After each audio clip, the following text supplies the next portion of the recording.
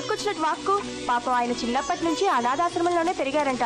కనీసం నన్ను చేసుకున్న తర్వాతే ఆయనకు నచ్చింది పెట్టకపోతే ఇంకెందుకు? ఏ రాణ్యా,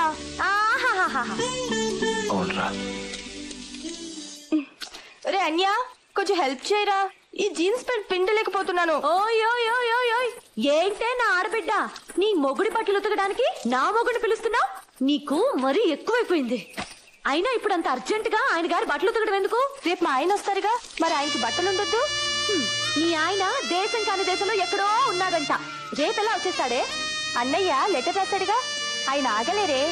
నాకు తెలుసు, వెంటనే వచ్చేస్తారు కదరా అన్య. వచ్చేస్తాడు. ఎప్పుడు మొగుడి జాసు. ముందు సరిగా పిండవే. అవునరా, ఆగలేడు, వచ్చేస్తాడు. ఏ హీరో, ఎలా ఉన్నావు? బాగున్నావా? అరే, నీ గుడ్డి చెల్లి ఇంకా బతికే ఉందా? అయ్యో, అలా కోపంగా చూడకు, నాకు భయం. పుణ్యస్త్రీలా అలంకరించుకుంది. నీ గుడ్డి చెల్లికి చెప్పలేదా మొగుడు చచ్చాడని, ముండ మొయ్యాలని? చెప్పే ఉంటాడులే బా. చెప్పుండడు, చెప్తే గుండాకి చచ్చిపోతుంది కదా. నువ్వు మరి చెబుతలేవా? ఏమి చావదు. చస్తుంది. చావదు. చస్తుంది. చావదు. చస్తుంది. పన్ను ఎంత? ఎయ్యి. Okay done. సరే, నీళ్ళు కనుకోతా. శాంతి శాంతి శాంతి. రక్తం గొడవలొద్దు హీరో. బామర్ది, పందెం క్యాన్సల్ రా, వెళ్ళిపోదాం. పద పద. హీరో, ఆట అయిపోలేదు, ఇంకా ఉంది.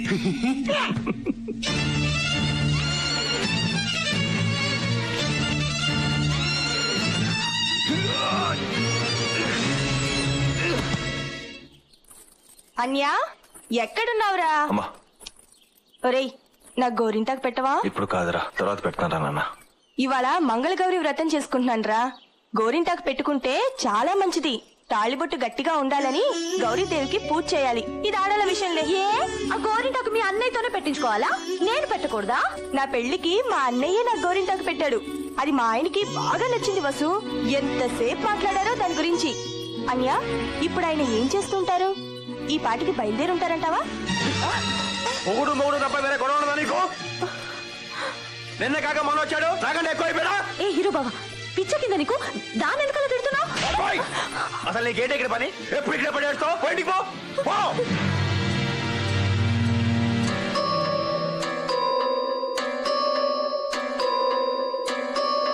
అక్షయ పుణ్యలోక ఫలాభాప్త్యర్థం బ్రహ్మలోక నివాస ఫల సిద్ధ్యర్థం శ్రాద్ధ కర్మణ కరిష్యే. రే బావా, నువ్వు వస్తావని, నీకు ఇష్టమని ఇవన్నీ చేసి పెట్టిందిరా పిచ్చి తల్లి. తిను. ఇంటలుడివి, బావవి, ఏడాది పొడవునా కూర్చోపెట్టి తినిపించాలనుకున్నాను రా. ఇప్పుడు ఏడాదికి ఒకసారి తినిపించగలను. పిండం.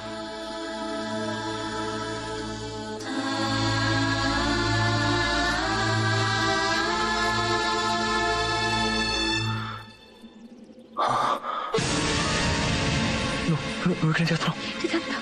ఎలా జరిగింది? నువ్వు ఇక్కడేం వచ్చావు? ఎలా జరిగింది? జ్యోతి చెప్పొద్దు, జ్యోతి చెప్పొద్దు ప్లీజ్. ఎలా జరిగింది బాబా? ఎలా జరిగింది బాబా? అమ్మాయి గారు చంపేశాడు. మీ బావను కూడా చంపేశాడా? బావను కూడా అంటే? మీ బావను కూడా వాడు చంపేశాడా? ఏం జరిగింది? నానా, ఎమ్మెల్యే, ఏం జరిగింది? మీ నాన్నను కూడా వాడే చంపేశాడు.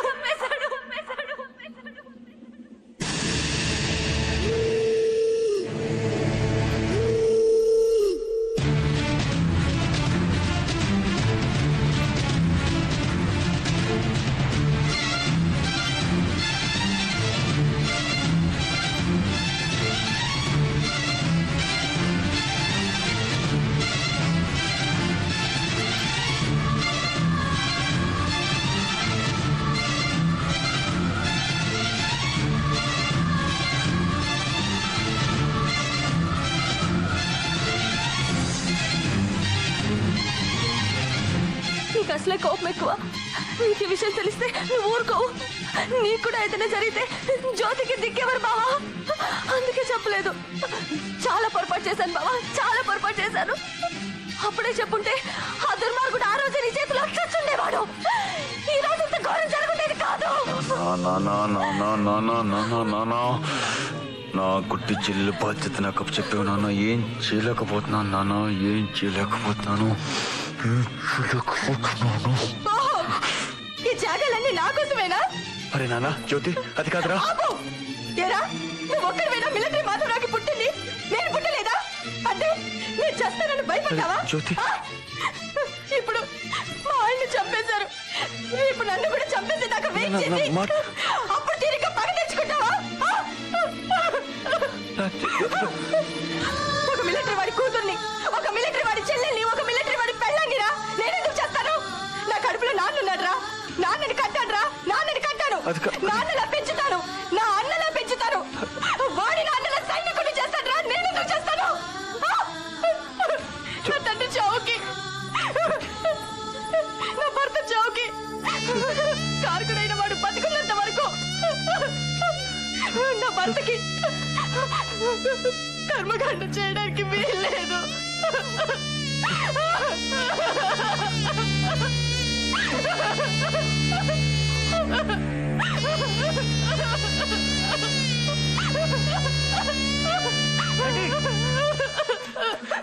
ఆ ఎమ్మెల్యే మనుషులు మీ నాన్నగారి సంబంధాన్ని కోలుకొట్టేస్తున్నారా?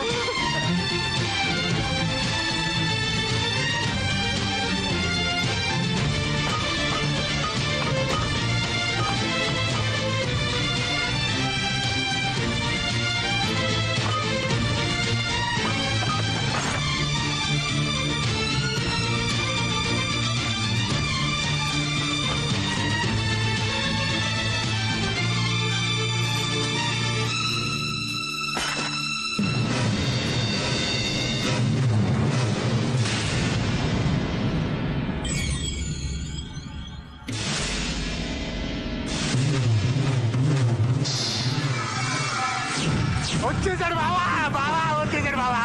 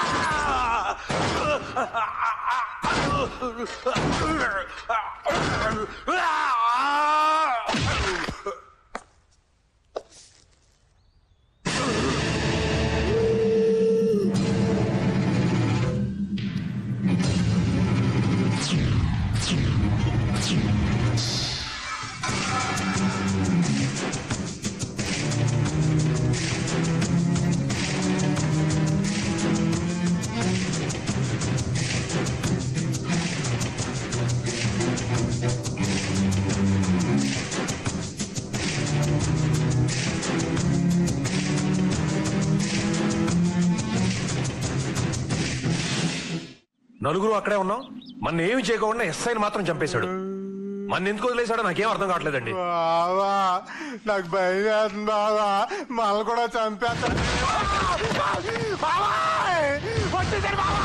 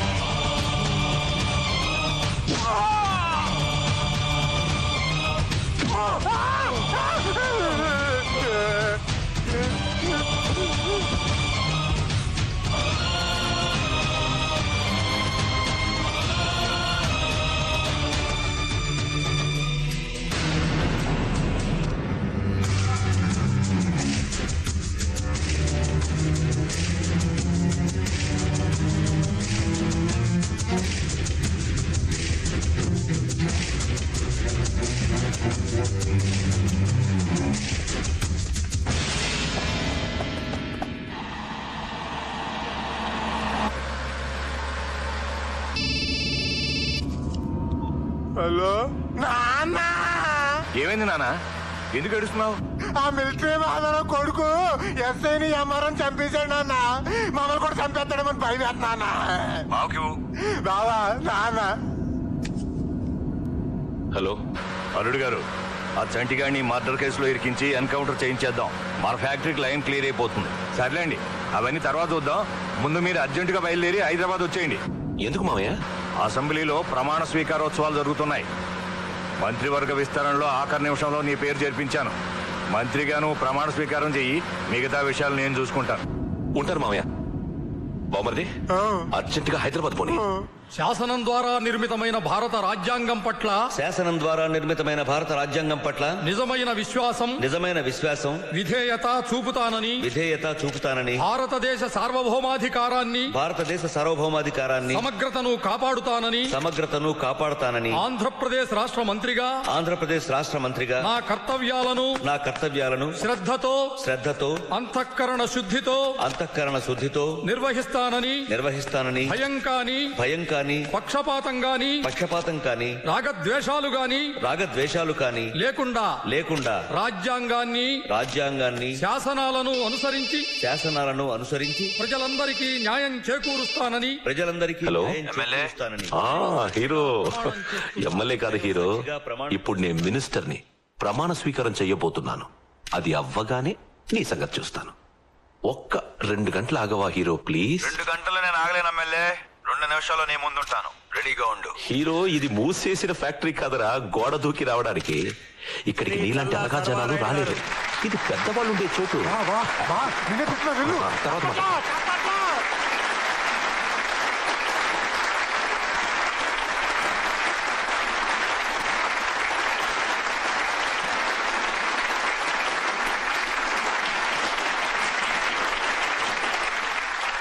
చల్లా సర్వారాయుడు అనే నేను శాసనం ద్వారా నిర్మితమైన భారత రాజ్యాంగం పట్ల నిజమైన విశ్వాసం విధేయత చూపుతానని భారతదేశ సార్వభౌమాధికారాన్ని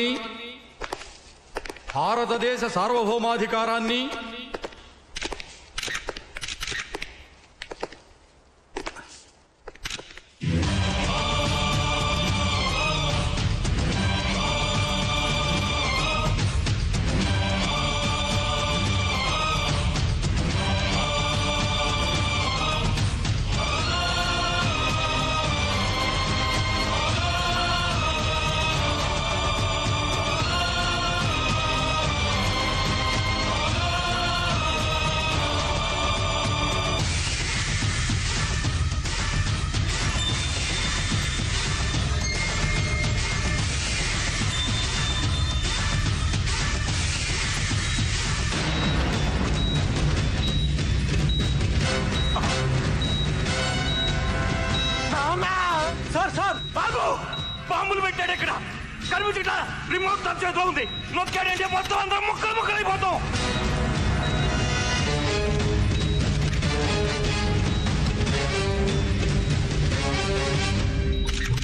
నా పేరు చంటి.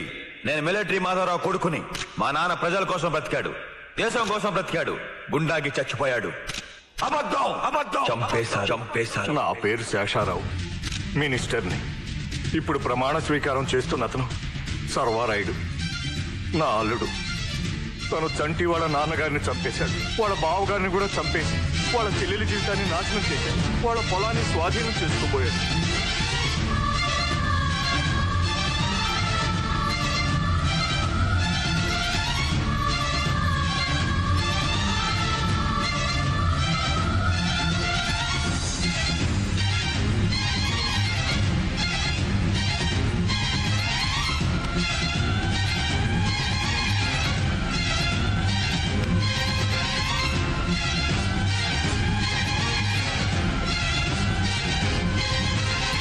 మేము మామూలు మనుషులం. మావి చిన్న చిన్న కోరికలు. మీలాంటి రాజకీయ నాయకుల్లా దేశాన్ని మింగేలేని ఆశలు లేవు మాకు. అందుకే మీకు ఓట్లేసి మిమ్మల్ని నాయకులు చేశాం. కానీ మీరు మాత్రం మమ్మల్ని చంపేస్తున్నారా? మా చావుల్ని బతుకుల్ని కాగితాల మీద అంకిల్ చేశారా? మేము మనుషుల కింద కనబడలేదురా మీకు?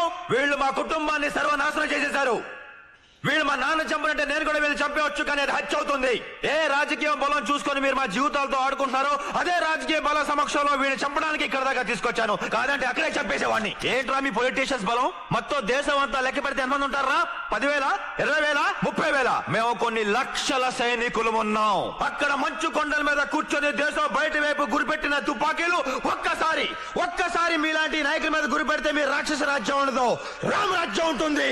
మీ 10,000 మందిని నాయకులుగా ఎన్నుకున్న 100 కోట్ల మంది భారతీయులు ఒక్కసారి కన్ను ఎర్ర చేస్తే చాలు మాడి బస్ అయిపోతారు. ఏంట్రా మీరు రౌడీలా, కూండాలా, పవర్ఫుల్ లీడర్స్? మనుషులు ఎలా చంపాలో సైంటిఫిక్ గా ట్రైనింగ్ అయ్యాను, నేర్చుకున్నాను. నేను తలుచుకుంటే మీలాంటి రాజకీయ నాయకుల్ని పిచ్చి కుక్కలు కాల్చినట్టు కాల్చి పారేయగలను. తమ్ముడు, ఒక్క నిమిషం ఆగు. నీ ఆవేశంలో న్యాయం ఉంది. వీడు పరమ నీచుడు, నేను కాదనడం లేదు. కానీ వీడొక్కడి గురించి మొత్తం రాజకీయ నాయకులంతా దుర్మార్గులు అనుకోవద్దు తమ్ముడు. మేము కూడా మీ నాన్నగారులాగే ప్రజలకు సేవ చేయడానికే రాజకీయాల్లోకి వచ్చాం. చట్టంలో ఉండే లొసుగులు అడ్డం పెట్టుకుని వీడిలాంటి రౌడీలు, గోండాలు, నేరస్తులు 100కొక్కడో 1000కొక్కడో రాజకీయాల్లోకి వస్తున్న మాట వాస్తవం, పచ్చి నిజం. అసెంబ్లీలో ఇంతకాలం వీడి పక్కన కూర్చున్నందుకు సిగ్గుపడుతున్నాను. తమ్ముడు, ఒక ఎమ్మెల్యేగా నిన్ను నేను సమర్థించలేకపోవచ్చు, కానీ ఒక ఆడదానిగా, ఒక మనిషిగా, ఒక భారతీయురాలిగా నిన్ను నేను సమర్థిస్తున్నాను.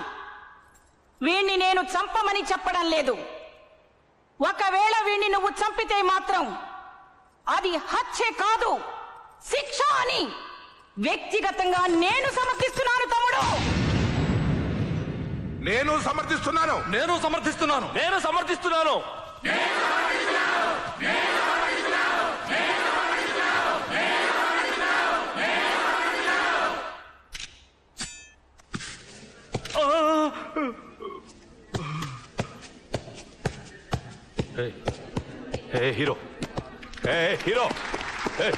హీరో చంపేరా, నన్ను చంపరా. చంపేశాను రా, నిన్నే కాదు నీతో పాటు నీలాంటి వాళ్ళందరినీ చంపేశాను.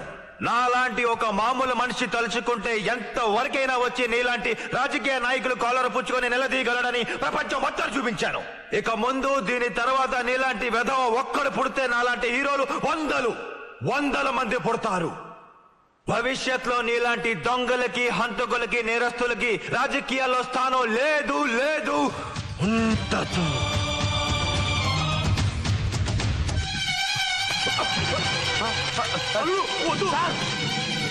హీరో